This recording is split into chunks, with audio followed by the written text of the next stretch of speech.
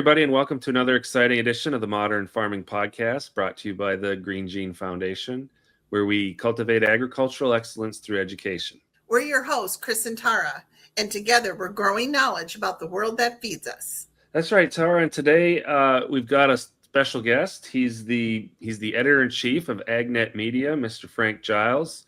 We're going to talk a little bit about his trade and a little bit about what's going on in the citrus industry and things like that. So welcome, Frank. Could you just tell us a little bit about yourself and your background? Well, thank you for having me. Yes, again, my name is Frank Giles. I'm editor-in-chief with AgNet Media. Kind of been involved with agriculture all of my life. My parents had ag chem dealership in Georgia, cotton warehouses, peanut buying point. And first job out of college, I was in the press office of the Georgia Department of Agriculture. And from there, I did some work in public relations for mostly cottonseed companies. Around the 2001, I became editor. That's when I transitioned into trade media of Cotton Grower magazines with the cotton background that I had growing up. That sort of opened the door there. And so that began my journey through trade media.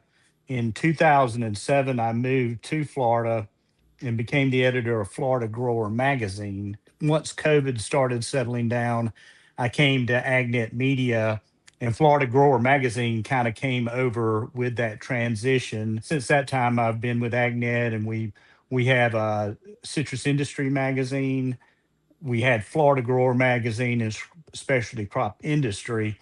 And since that time, we've kind of consolidated that a little bit. And we can talk a little bit about that more later as we kind of talk about how media has changed over the years, but have worked in row crops, but really since 2007 have focused a lot on the specialty crops, citrus and fruits and vegetables in the Southeast. Sounds like you've been working this media angle for quite some time. What are some of the trend things that you've seen that have changed over the years of your career? A lot's changed. Obviously, when I came on in 2007, print was more dominant. The internet changed print in a lot of ways. We were beginning to see some decline in print, especially in newspapers and things like that. I think agriculture has been shielded somewhat from that because, it skews a little bit older audience, and people like to hold something real in their hand, a paper product to read, a magazine. So, we've been able to surf that tide a little bit better. And certainly there's so many more venues to get information now, this podcast being an example of that. And so, as a print publication, we've had to kind of adapt with the times. We have websites that go along with the print publication. AgNet Media has radio networks, Southeast AgNet and AgNet West, which covers agriculture in California. So we have, multiple venues to reach people. We also host a podcast. I'm the host of a podcast called All In for Citrus. And there we interview researchers with the University of Florida about research they're doing in citrus. And obviously HLB and greening is a big part of that conversation. So the landscape's changing, and now we're seeing AI come on board, and it's affecting the way that we do business. In some ways, it's a tool for us for research. It can be very helpful there. Again, it's going to change how people consume information, consume websites. Now used to you Google something, it would suggest a website for you. Now it just puts the information up there, and you may or may not go to the website, and that can affect traffic to your websites and things like that. So this is going to be an evolution. I think on the bright side, as AI gets more and more ingrained in our life in how we consume information, I'm hopeful that for a print product, it might bring some nostalgia or some desire among readers and the audience to, have something real in their hands rather than something that's automatically generated via AI. Print has its challenges: paper cost, printing cost, distribution, mailing the product, every year that gets more and more expensive. So, we're always mindful of that. And we're always trying to enhance that print product. We've just, in the last year or so, we do a digital version of the print magazine. And if we send out emails to our readers and saying, hey, the digital edition's online. And what we've started doing with that is enhancing the stories. So we may have a story on, I don't know, say Farm Bill. We'll get on, myself or someone else on the team. Typically, we'll get on and interview somebody via video to just enhance that story. So to have a little bit of a conversation about the topic that may be somewhat added on to from the written product. So even the print part of what we do, we're trying to enhance digitally. So I think it's just, you've got to be nimble of a foot in the ag trade media space, and I guess any kind of media space these days, because the world is changing quickly. Absolutely. I heard you say that you do the podcast about citrus. Can you tell us anything about the future of citrus? I mean, obviously they're very challenged by HLB. It's discouraging that they've had in combination with HLB since 2017 with Hurricane Irma, 2022 Ian, and then Milton, I think, in 23. Not only have we had the disease, we've had these weather events. The freeze this year, another weather event that impacted the tree health. There is reason for optimism. The trunk injection therapies that they're deploying in the groves right now.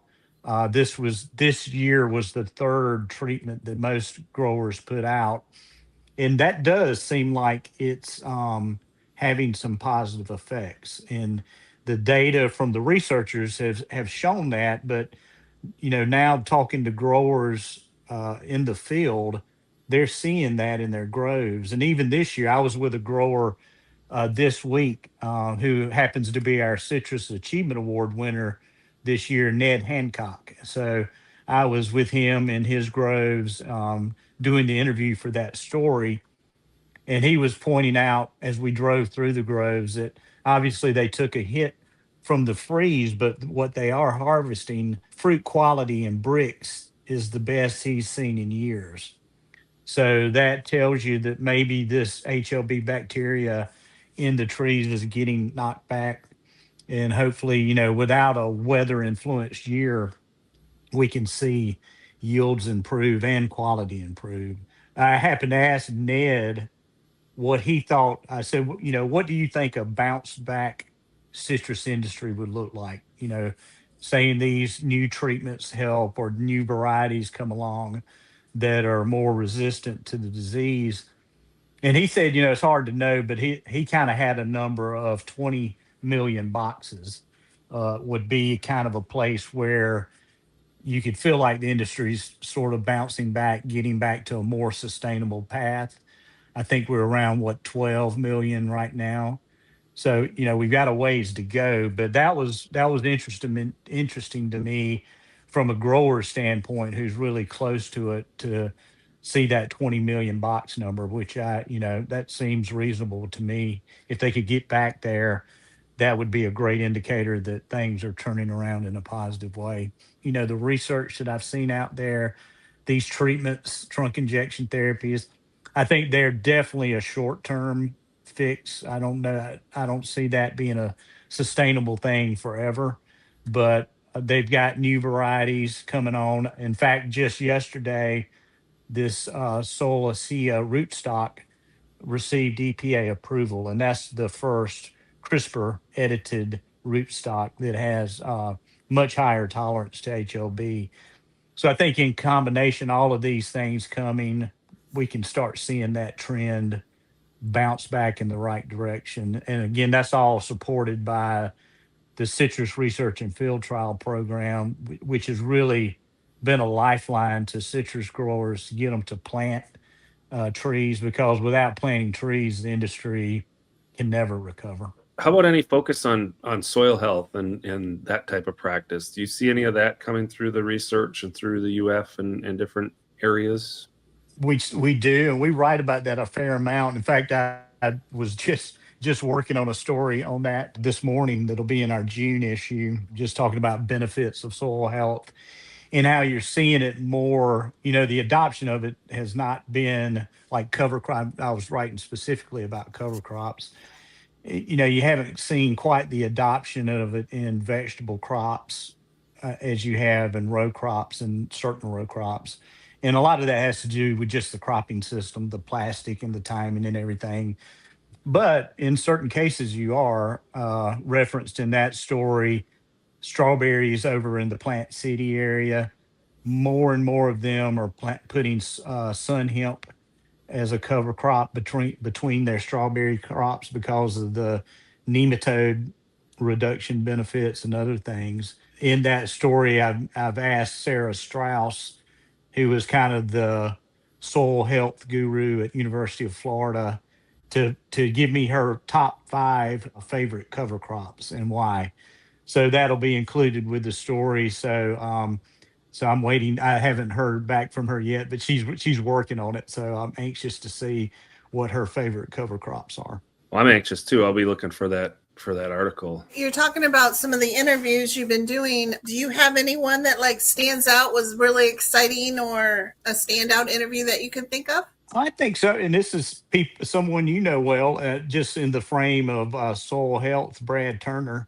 I did a cover story with him on some of the work they were doing with soil health in the soil microbiome and how some of the citrus trees seem to respond to that. He had me traipsing through this dense forest of near where his property was, where there were some citrus trees in that understory and in that really thick soil surface there, and just kind of looking at them and their health and how they seem to be unaffected by the HLB as much. What about an interview that really went viral that was like maybe your big story? Sometimes there's stories I will write. It was almost for selfish purposes, just to help understand the subject better, especially when it's first coming out. I did a story one time on sap analysis for tissue,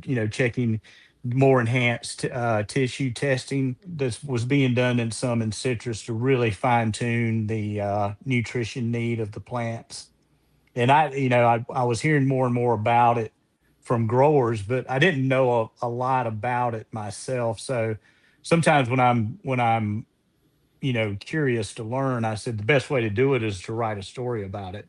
Hmm. So those kind of stories, especially when it's something very new or a newer concept, those tend to get some traction. I did a story a long time ago. I mentioned CRISPR earlier.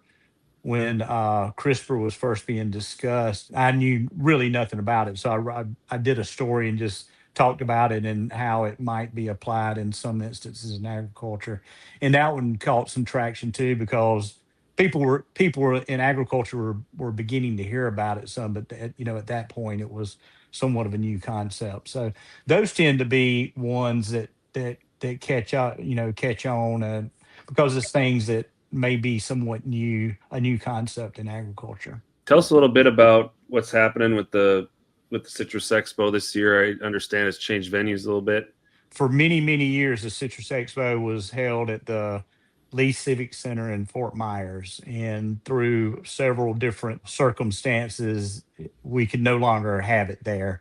One of them being Hurricane Ian, which kind of took out one of the buildings that was where we had our education seminars. In fairly short order, we had to find a new location. And for the past 3 years, that's been in Tampa at the state fairgrounds. And that facility, it had some advantages there, but again, it was never quite the fit that we were hoping for. And there was some disappointment when we had to leave Fort Myers after all those many years. So at the time, we could not find a venue that fit what we needed for an event like the expo. So fast forward to today, and we found a new venue, the Calusa Sound Convention Center in downtown Fort Myers.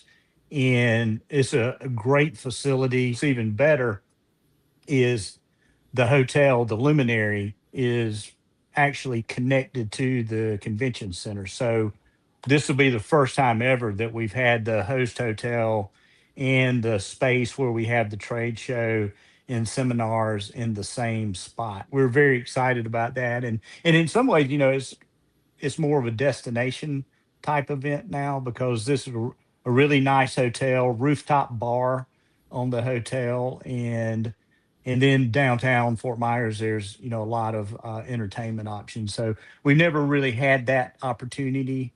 So we're very excited about that. The seminars, we're trying to create those where they're a little bit more engaging with the audience. Last year in Tampa, with the specialty crops seminars, we did more panel type discussions. For instance, we had one presentation on whitefly management in vegetables, which is a huge deal and a very problematic for growers. And so we had a grower, we had a consultant, a couple of the academia people speaking about managing whiteflies. So it was a really engaging conversation, and that was really well received. And I did some talks with Nathan Boyd, for example, who is a weed scientist with the University of Florida, and just did a one-on-one with him talking about weed management and ways growers can manage weeds better in vegetables. I did the same with Gary Valad, who's the kind of the vegetable disease guy. So that seemed to be well received. So we're going to try that also more in the citrus seminars as well, just to kind of change it up a little bit and engage the researchers, with the stakeholders more in a more conversational way. So we're excited about that new format. And, having been doing this really since 2001, and being among farmers in trade media, just some of the things we're that I've observed, and a lot of this is not news to you guys or anybody in agriculture, but one of those just being the aging of the farmer, and who's going to come in behind them as the farmers retire or age out of farming. I think we're up close to 60 years old now for the average age of farmers, and I've seen it as everybody gets grayer as they do this job, myself included. So it is an industry that is aging, and we really need the bench of younger people to come in behind and pick up those reins. And the good news is I do see it with a lot of these farms and farmers that we've profiled as cover stories over the years. There are young people coming behind to keep the farm going. Obviously most times that's family, but not always. For anyone that doesn't have that family connection or corporate connection in some way to get into it, just starting a farm from scratch is very difficult. Just from the land that you need, the equipment that you need. There are some programs that help young farmers get started, but even with that, that's very difficult. So I don't know what it would take from a farm policy standpoint to make that even more of a reality. I think that's certainly something we need to look at because growers are definitely getting older, and we definitely need farmers behind them to keep that going. One thing here in Florida, we see a lot of, and dramatically so, even in the last 5 years, is the urbanization. Yeah. And going back to citrus greening, you know, where a lot of these groves are being pushed and going out because of the disease, oftentimes there's rooftops that are coming in as the areas develop, and you certainly can't blame the grower that has to make that tough decision, because at some point you have to make a call. And if you have value to your land, that's an asset that is your retirement. And so never have been judgmental of people that have to do that, but anything we can do to keep these farms, especially in Florida and other states in the southeast where they're seeing development in farming, that is something we really need to do. And getting us, sustainable solution to HLB is the first step in keeping these citrus groves in groves. Earlier this week, driving down Highway 27, and when you get off Interstate 4 right there in Haines City, I mean, it's for about 10 or 12 miles, it's just nothing but foundations. It's, 1 month difference, you see something new being built there. It's pretty incredible how much the state of Florida is developing, and in places you would never really think would ever be developed, but they're filling in. What do you see, Frank, about the future of your media? You touched on it a little bit, but where do you see your programs going in the future here? I think the digital, as you said, is clearly, I mean, that's how you reach people the easiest. I think podcasts, these sort of a things are another way to engage with people, a little bit longer format than a story or a Mhm. quick video, that you see when sometimes. But I think certainly that AI, I kind of mentioned AI is somewhat of a threat, but it also could be an opportunity. How do we use those tools to do what we do in covering agriculture better? I mean, as a company, we're having those conversations already Sure. of how can it enhance what we're doing. Certainly, is a good research tool. You have to be careful of vetting what it's spitting out at you to make sure it's accurate information. But I think that's going to change how we do everything, and certainly that's going to affect agricultural trade media as well. Again, I believe it could be an opportunity for print. I think it may be more print where you're writing a little bit less about X, Y, and Z of production agriculture, because there's so much information out there that can be found, but more aspirational stories about farmers and their families, and more aspirational type information. So if you have a print product, it's something you want to keep around, because it's more than just XYZ, how I plant sweet corn and raise a crop of sweet corn. Also maybe more business oriented type writing that sort of expands the horizon, because I think in print ag trade media there is a space there that's missing a little bit on the business side of agriculture and running a farm. So we're trying to do that, more of that now in print, but I could see that aspirational, make a farmer feel good about being a farmer Hmm. print product is something that we move more and more toward, as there's so many more different ways of reaching people. I never really think about it that way, but that's an interesting take. It's become kind of a cliche almost among us, at least. Maybe not so much in the consumer public, but we talk about this idea of food security as national security. Hmm. And that, as much as we say it, I mean, I think that's a message we really have to keep hammering home, especially to our urban friends who may not appreciate that as much. And anything that we can do to keep those farms from turning into rooftops. And sometimes that's, farm programs like Craft, which I mentioned earlier, and that's taxpayer money, hundreds of millions of dollars, but it's keeping citrus groves in citrus and planting new citrus groves. So that has an immense value, in my opinion, not only just from the food standpoint, but in keeping the state of Florida green. We talk about disaster relief, and you may have someone say, well, why do we need to be giving these farmers X amount of dollars in disaster relief? Well, that's to keep them in business. And I think any kind of program that can keep farms secure, keep farmers farming, those should be priority programs. The U.S. House of Representatives passed a farm bill yesterday. So now we're waiting for the Senate to see what their markup is. I haven't been able to dig real deep into the House version, but it sounds like there's quite a few good programs in there for specialty crop growers.